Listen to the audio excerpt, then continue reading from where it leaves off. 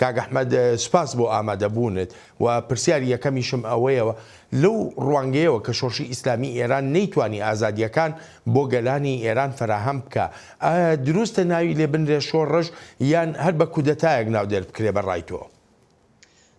سپاس بۆ خۆتان کاک بەڵێنەوەم کاتتان باش. نەخێر شۆڕش بوو، بەڵام شۆڕشەکە خەڵکی و جەماوەری بوو نەک ئیسلامی، بە تایبەت لە کوردستان کار بە هەر بە تەواوی ڕەنگی شۆڕشێکی خەڵکی هەبوو بۆ مافی گەلی کورد و ئازادی و دیموکراسی.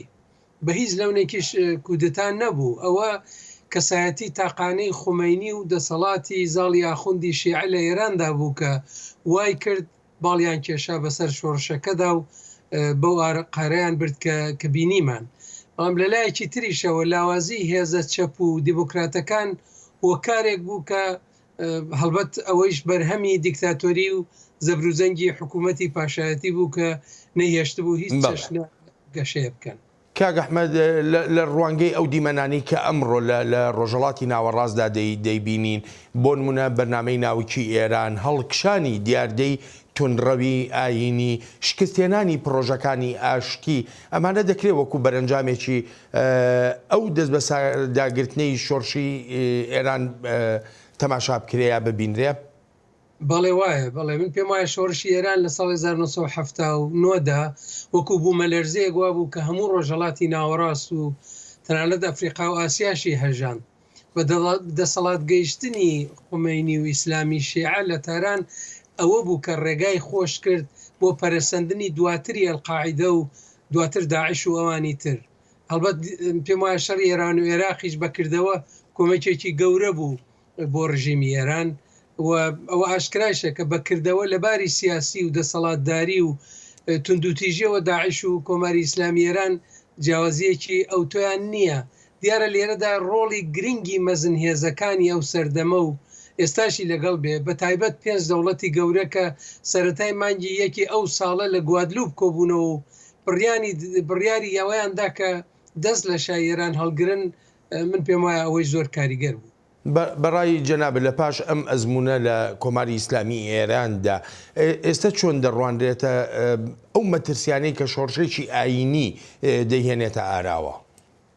کاک بەڵێن ئەمڕۆ 6مین ساڵیادی کۆچی دوایی مامۆستا عیزەدینی حوسەینیە کە بەردەوام دژ بە دەسەڵاتی مەلا و کەسانی ئاینی و دەستێوەردانی ئاین لە حکوومەتدا بوو. ئەو دەیگوت هەر ئاینێک بە دەسەڵات بگات دەبێتە دیکتاتۆر و شکست دێنێت و قودسیەتی خۆشی لە کەدار دەکات. ئەمە یەکێک لە مەترسیدارترین ئەگەرەکانە لە بەردەم داهاتووی مرۆڤایەتیدا. بەگشتی من پێم وایە دابەشکردنی خەڵکی وڵاتەکان بە هەڵگرانی ئەمیان ئەو دین و ئاین ڕێگای پێشکەوتن و گەشەکردنی کۆمەلگاکان دەگرێت. دیارە مەبەستیشم تەنها ئیسلامی توندڕەوی شیعە و سونی نییە، مەسیحیە توندڕەوەکان لە ئەمریکا و ئوروپا و شوێنی تر، جوولەکە ئۆرتۆدۆکسەکان لە ئیسرائیل و لە دەرەوە، تەنانەت بوداییەکانی وەکو میانمار کە ئەو غەدرە گەورەیە لە مسلمانەکانی ڕۆهینگیا دەکەن، ئەمانە هەمویان دەگرێتەوە.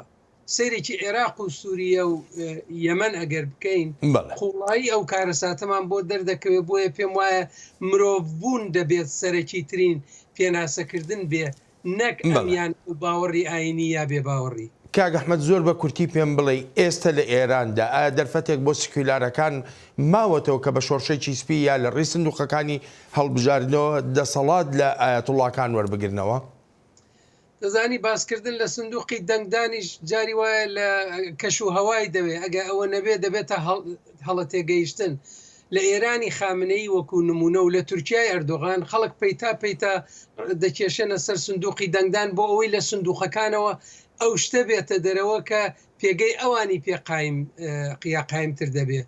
مادام کەش و هەوایەکی ئازادانە لە ئارادا نەبێ کە تێیدا تۆڕە کۆمەڵایەتیەکان و دەستگاکانی ڕاگەاندن بتوانن هەموو دەنگەکان بە سەرانسەری وڵات بڵاو بکەنەوە و ئۆپۆزیسیۆنیش دەنگی بە خەڵک بگا، لەوانەیە گاڵتەجاری بێ. بۆ ئێران من هیوادارم ڕاپەڕینێکی جەماوەری بە کەمترین توندوتیژیەوە جێپێ بەم ڕژیمە سز بکە و دیموکراسی سەرکەوێ. بەڵام قسە لەسەرەوەیە کە دەسەڵاتداران بە ئاسانی مەیدان چۆڵ ناکەن.